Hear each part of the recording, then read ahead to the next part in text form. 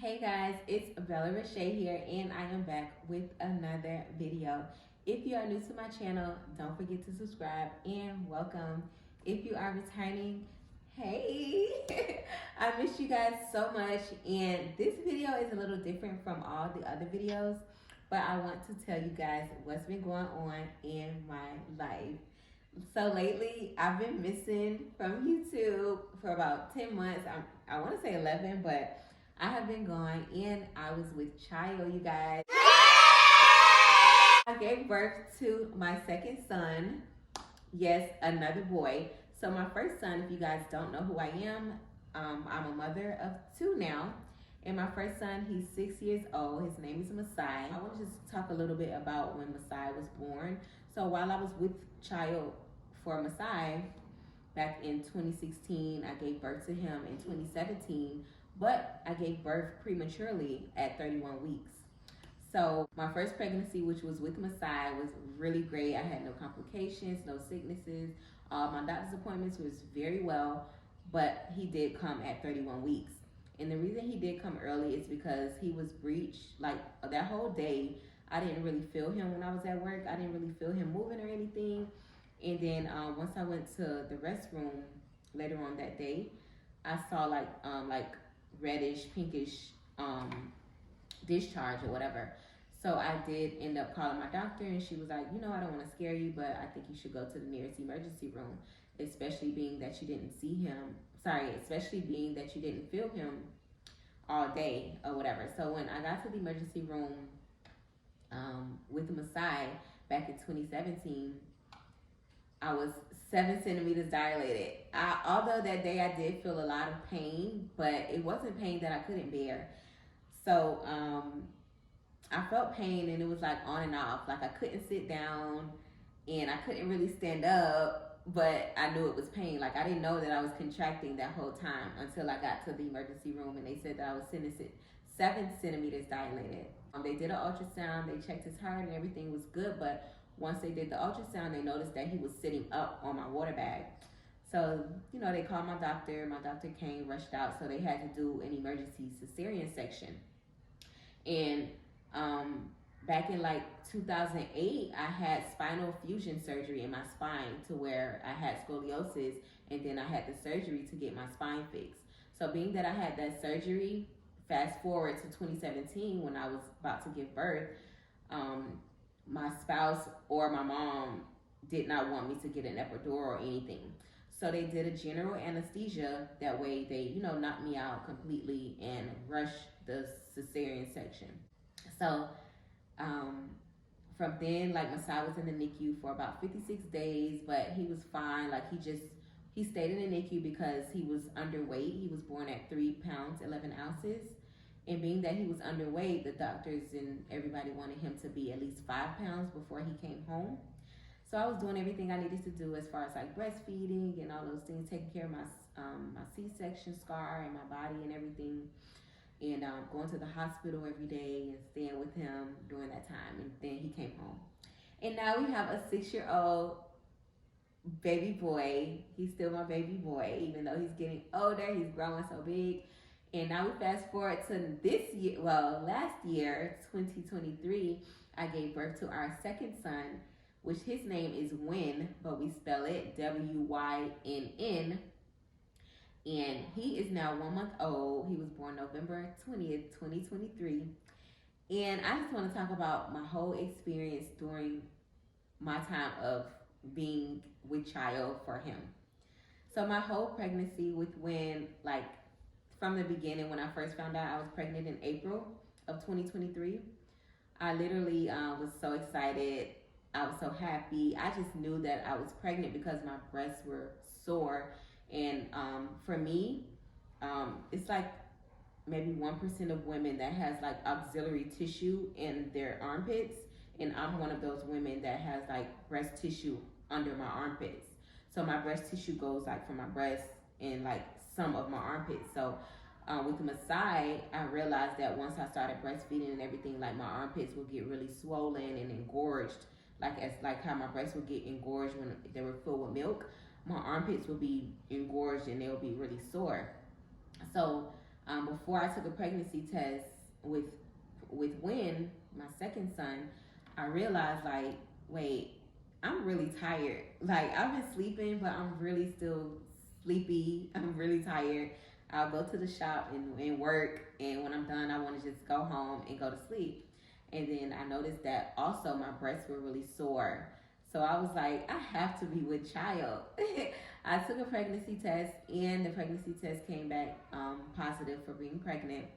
And I immediately, just started making doctor's appointments and everything. I had no sickness again with this pregnancy, no complications, no stress or anything.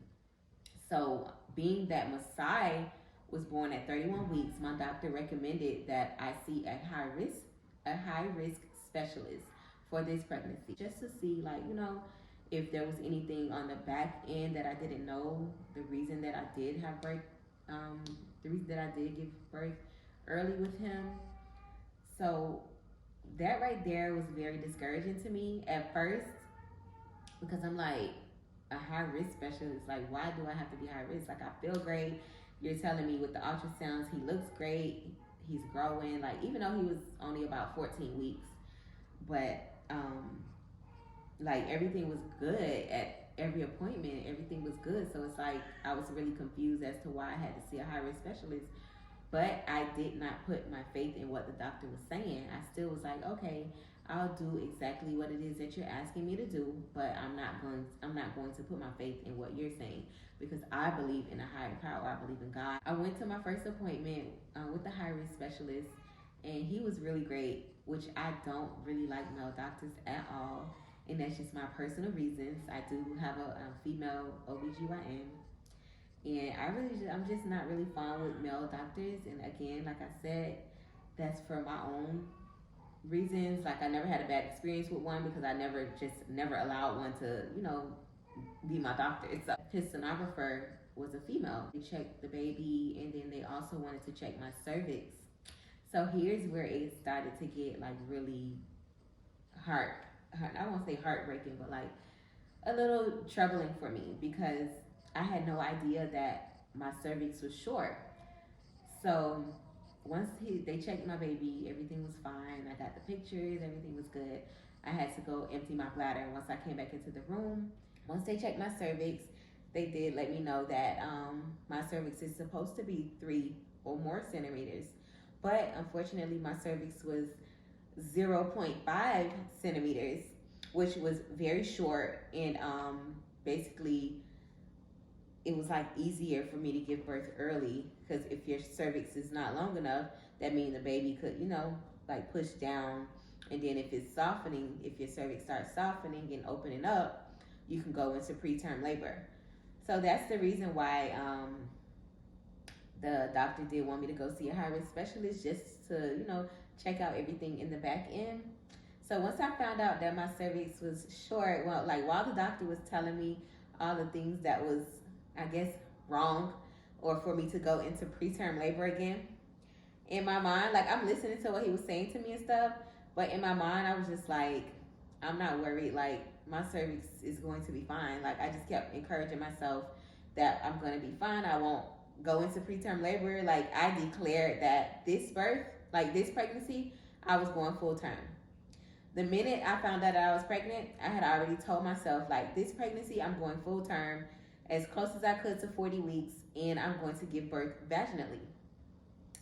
So being that the high risk specialist told me all the things that I didn't want to hear, he also said, like, if I go into preterm labor, I will have to do another C-section, like all the discouraging things. And in my mind, again, I immediately shot it down. Like, I listened to what he said. I respected him and everything. He respected me. And, he gave me paperwork and things like that. He didn't want me to go on bed rest. He was like, no, it's not necessary for you to go on bed rest, but I do want you to stay off your feet as much as you can. Don't be on your feet more than 6 hours a day. Try to exercise daily, but mild exercises and things like that. And so I left. The minute I got in my car, I just burst out crying. I could not hold my tears back. And if you know me, baby, I am going to cry. I don't care if I'm happy, if I'm sad, if I'm mad, if listen, I'm gonna cry. Okay, I am going to cry. So the minute I got to the car, like I just cried because I was like, this can't be happening. Like I'm not going into preterm labor. I'm not having a C-section. Like I don't want to do that. I want to have a vaginal birth. I want to experience the things that I know that my body could do. I first told my grandmother, she had confirmed to me like God's promises because I had already told myself like this pregnancy I'm doing full term. Like I'm going to carry this child as close to 40 weeks as I could. And then when I told my grandmother that I was with child, she was so excited and she was like, "Oh, you gonna go full term with this pregnancy." And that was just confirmation of what I had already declared on myself. And you know, when two comes together and declare a thing, it has to be done. So once I told my grandmother, like, and my mom what had happened and stuff, they were just basically saying like, "Don't cry, it's okay. Like you're gonna be fine. Don't worry about it. Like, don't worry." Of course, the next appointment came, mind you, from the first high risk appointment to the second one, they wanted me to do a cerclage. So he recommended a cerclage, which a cerclage, if you don't know, is basically like you going into like it's a surgery, but it's like an outpatient operation. So with the cerclage, it's basically like you just like a female just going to sew up their cervix, being that if your cervix is short, you want to sew up your cervix. That way, you know, you won't have birth preterm. You won't go into preterm labor. But the doctor was telling me, everything he was telling me about the risk of a cerclage and it not being 100% accurate of, you know, like you still could go into preterm labor with having a cerclage, it just didn't sit right with me. I was just like, what? Like, why would I do it if it's not 100% accurate? Why would I have a cerclage done if I still would be able to go into preterm labor? Like, if it's still a possibility for me to go into preterm labor. And I did mention that. I was like, so you're telling me, like, I was basically like repeating what he was saying, but like in a question type manner. So I'm asking him, I'm like, so you're telling me that the cerclage is not 100% safe? It's not safe for my baby because during the outpatient surgery, something could go wrong and I could lose my baby during the process of the surgery, or I could lose my life in the process of the surgery, or having the cerclage, it could still open up and I could still go into preterm labor after I've had the cerclage. So I was just like, it's not making sense to me. And so, you know, again, like I said, I did listen to what he was saying and everything. And I took the paperwork, I read over it and everything. That's when I went to the car and I cried and I called my mom and grandmother and was telling them or whatever. And so he thought that I was going to do it. So he was like, so you're going to go back to, you know, your doctor and you guys are going to set up the appointment to go through the surgery. And I'm like, okay, no problem. They also wanted me to take some supplements to like strengthen my cervix also. And so they sent the prescription in. And again, if you know me personally, you know that I do not take medication. I am not that, like, no. So I never went to pick up the prescription. And once my doctor did call me to try to schedule that cerclage outpatient surgery to get done, at first I was like missing the calls intentionally, but eventually I had answered. Before I did miss the call intentionally and everything, there's this women's Bible study that I go on Tuesday nights at 7 p.m. It's called Rest Ministries. I was on their women's Bible study. That it was a Tuesday night. Mind you, my appointment probably was like that Thursday before. And from Thursday to Friday, Saturday, Sunday, Monday, I was like worried and just, you know, trying to stay in prayer about having the whole cerclage procedure done and going to the pharmacy to pick up the prescription for the supplements that they wanted me to take to strengthen my cervix. So I was on the women's Bible study, and like on the Bible study, you're able to like chat. I was like, I need you ladies to like keep me in prayer. You know, I briefly told them, like I gave them like a summary of what was going on and why I needed prayer and what I needed prayer for. And immediately, like some of the main women of the Bible study was like, you don't have to agree with what they are telling you. You don't have to go into agreement with those things. That's not what God has for you. That's not what God declared for you. That's not what God spoke to you. Like, you are healed through the blood of Jesus. You are healed. You don't have to worry about them telling you that your cervix is supposed to be 3 centimeters. You don't have to worry about them telling you that your cervix is only 0.5 centimeters. God could do exceedingly abundantly above all that we could think or imagine.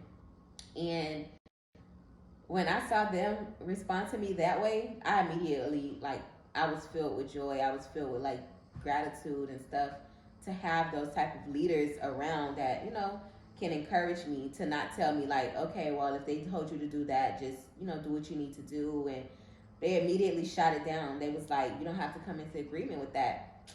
So it made me feel better. And I immediately just started like praying. I went on a small fast, which I couldn't really fast because, I couldn't fast from like food and stuff, but I did fast from social media and like the world. Like, I didn't go outside, I didn't go around people. My doctor started calling me, and I was like intentionally missing the calls because I still was like confused as to what God was telling me or asking me to do. So when I finally did answer the phone, I just told him like, I don't want to do the cerclage. I don't want to do the surgery. Like, I'm good, and I don't want to take the supplements or whatever. And she was like, okay. Like, she was like, okay, you don't have to. If that's not what you want to do, you don't have to.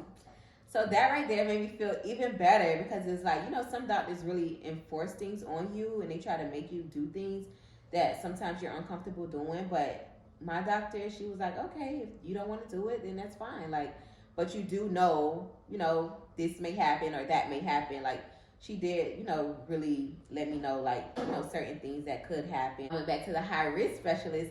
He thought that I had did the cerclage. So let me tell you, from the first high risk appointment when they recommended the cerclage to the second appointment for me to come back after he thought I did the cerclage, I was praying so hard. I'm like, God, like, I know you can do it. I know you can heal me. Like, I'm quoting scriptures. Like, I'm reading my word. I'm reading the Bible.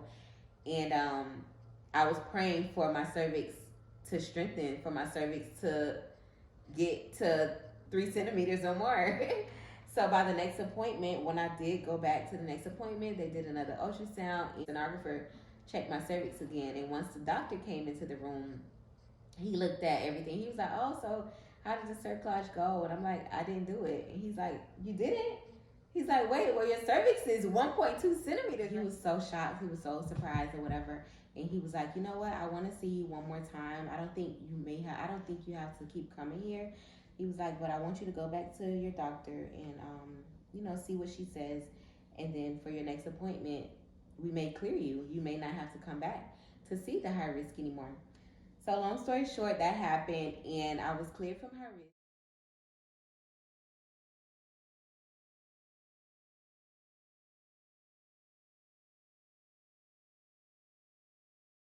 I didn't have to go back to see high risk. But about 2 or 3 weeks later, I was feeling some really bad abdominal pain. So bad that I had to like go to the emergency room. And when I got to the emergency room, it was basically like pain of him growing and like my body parts just, trying to adjust to him growing. While I was there, the doctor said that I had a contraction, a mild contraction, and she recommended me to take 2 shots. One was for that day, and then the next one will be in 24 hours, where I would have to come back to the emergency room to get it. And I was just looking at her like, I do not want to do that. And she was like, yeah, I talked to your doctor. I called your doctor, and she recommended that also, that you get those shots. That way, you can help strengthen your cervix so you won't go into preterm labor. Because from the looks of it looks like you're going to be having this baby within the next couple of weeks. And she was asking me like, so do you want to do it? And I was like, I need time to think. I was like, no, no, just give me some time. Let me talk it over with him, and you can just come back. And she was like, okay, I'll give you guys about 2 minutes. I'll be back. And as soon as she left out, again, like I said, if you know me, I'm going to cry. So as soon as she walked out, I immediately started crying. I'm like, I don't want to do this. Why do I have to do that? Like, why do I have to take a shot? Like, what? They telling me that he's going to be coming early. No, he's not. And their dad was like, you don't have to do it if you don't want to do it. Like, stop crying, calm down. Like, you don't have to do it. Tell them no. Like, you could tell them no, whatever.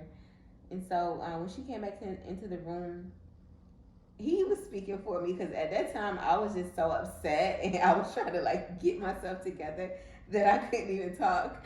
And so she was like, okay, like she took her gloves off and she was like, oh, okay, it's no problem. Like, I'll just let your doctor know that you declined and it's fine. Like, whatever. I'll get your discharge papers ready. The nurse will bring you back in and whatever. So that happened, and we got discharged, and I left. After I left, man, I went to my hair appointment, and I got my hair done. I got my hair done because I was like, listen, if he is about to come in the next few weeks, I need to be up to par, okay?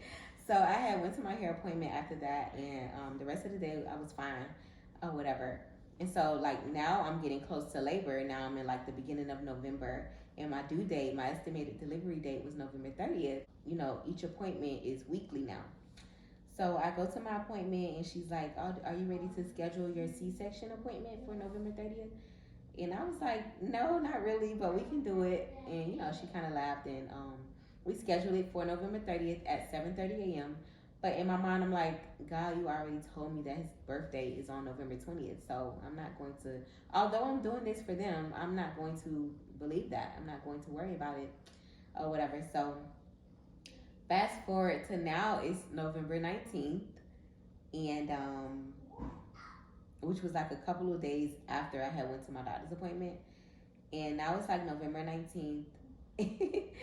And that whole day was fine. Like that morning, I made breakfast. We ate breakfast, and then the afternoon came. I had like a trickle of like my water breaking, which I didn't know was my water at the time. I didn't know, and I was like, "Babe, look." And he was like, "You don't think your water breaking?" I was like, "No, I don't think so," or whatever. Me still in the back of my mind, like today's not November 20th, so it's not my water breaking. So I was like, "No, I don't think so." So time passed. I went to take a shower. Time passed. I sat on the couch. We were watching football and stuff. 6:45 ish, and I was like craving some Dunkin' Donuts hot chocolate. So I was like, let's go for a walk. Dunkin' Donuts is literally up the street, like walking distance. So I was like, let's go for a walk to Dunkin' Donuts or whatever. And so as we were walking down the stairs, I had stopped and was like, oh, I should turn around and go put on a jacket. And as soon as I stopped, I just felt something. I was like, look. And he was like, babe, your water breaking. Your water breaking. I was like, no, I don't think so. I'm still like laughing like, no, I don't think my water's breaking. And Masai, he was like, mommy, I think your water breaking, or you might be peeing on yourself. So we laughed or whatever. And I was like, I'm going to just go back in the house to take another shower or whatever. And you just go to Dunkin' Donuts by yourself. And so me and Masai came back in the house, and I was like, you know what, before I take a shower, let me call my mom to tell her this story. So I FaceTimed her, and I was like, Mom, guess what just happened or whatever. I don't know if it was my water or what, but, you know, I told her what happened or whatever. And she was like, oh, I don't know. She was like, was it clear or was it like pinkish reddish? I was like, no, it was clear. And she was like, yeah, I don't think that was your water breaking. I don't know. She was like, but take a shower. She was like, are you contracting? I'm like, no, I don't feel no pain. She was like, okay, well, I don't know. I don't think that was your water breaking, but still, just go ahead and take a shower and go relax or whatever. Call me when you get out of the shower. And while she was saying that, before we hung up, I was like, it's happening again. It's happening again. Look. So I showed it to her like on the floor, and it was clear. And she was like, yeah, I don't know. Maybe it is since it's happening frequently, but you say you're not contracting, so I don't know. And so I was like, well, I'm just go take a shower. So while I'm in the shower, like I'm smiling, I'm laughing, I'm talking to God. I'm just like, like I'm asking him to just prepare us if this is, you know, what's getting ready to happen. If it is my water breaking, you know, just tell us what we need to be doing right now and prepare us. You know, like give us peace, give us protection, whatever. So I'm just in the shower talking to him, and I'm laughing and stuff, and I feel it happening again while I'm showering. And so I get out the shower, and I hear him come back with the Dunkin' Donuts and stuff. And I'm like, bring me some towels, bring me some more towels, and sit my notebook and my Bible on the bed. Because when I study, I like to like journal too. So I'm like, sit my notebook and my Bible on the bed, and with some towels, like lay it out on the bed and bring me some towels too. And so I dry myself off, and I wrap around in the towel and stuff. And so I go sit on the bed. When I sat on the bed thinking that I was getting ready to start journaling and studying my Bible and stuff, I immediately felt some pain, and I was like, "Oh yeah, that was definitely my water, and I'm contracting right now." So I got up out the bed, and when I got up out the bed, it happened again, and this time it was like pinkish reddish. And so I called my mom and I showed her or whatever, and she was like, "Oh yeah, baby girl, your water is breaking," and she was like, "I'm on the way to come get Masai." She ended up coming with a whole clique. Her, her and two of my cousins and my aunt came or whatever to get Masai, and my cousin and my aunt ended up. One of my cousins and my aunt ended up taking us to the hospital. We got to the hospital, and one of the doctors who was there previously when I had went for the abdominal pain that I was having, she was there again, and she remembered me, and she was like, "You okay?" I was like, "No, my baby's coming soon, whatever." Which I knew, even though it was the 19th, I knew he wasn't coming until after midnight would be considered a new day, which would be November 20th, the date that was confirmed by God that would be his birthday. They ended up, putting me in the triage, the OB triage, and connecting me to everything and running tests and putting a monitor on me, making sure he was good and everything. And I was contracting still, and they checked my cervix, and I was 5 centimeters dilated. And once they put me into a room, they called my doctor, and my doctor basically told them like, okay, once you get closer to 10 centimeters, then I'll make my way there or whatever. And so the doctor was like, I see you're scheduled for a cesarean section on November 30th. Are you having that today? I'm like, no, I'm not. I'm going to push today. She was like, oh, you want to do a VBAC? I'm like, yes. And basically, if you don't know, a VBAC is vaginal birth after a cesarean section. So it's basically you just giving birth vaginally after you have already gave birth by C-section, which they tell you can't do. But after 5 years of your first child that was born by C-section, you are able to do whatever you want to do, sweetie. So, oh, okay. Do you want an epidural? I was like, no, I'm fine, or whatever. I'm like, no, I don't need no epidural. Like, I'm going to get through this pain or whatever. And she asked me, I think she asked me about 3 times. And she was like, well, I do want you to know that you are doing an amazing job. And that just gave me more encouragement because I was in my head like, I won't suffer. I won't have more pain on me than I can bear. God won't give me more pain than I can bear. With God, all things are possible. I can do all things through Christ who gives me the strength to do it. So I was just quoting scriptures in my head, just reminding me of God's promises over my life. And that's how I was able to make it through with my contractions. And so once I got close to 10 centimeters, my doctor did arrive. And now it was time for me to push. I had no idea that I had to push while contracting. Baby, when I tell you that pain was excruciating, that was some pain. But again, it wasn't pain that I could not bear. I was just pushing through. I was pushing through, and eventually my baby came at 1:54 a.m., which was after midnight on November 20th. He came 6 pounds 6 ounces. And guys, I just want to encourage you all who are discouraged, encourage you all who don't have a relationship with God, who don't know who God is or what God can do. But baby, he can do exceedingly abundantly above all that we can imagine or think or even want. If you don't have a relationship with him, I really encourage you to have your own relationship with him. Although I am sharing my personal story with you, I do want you to experience him on your own.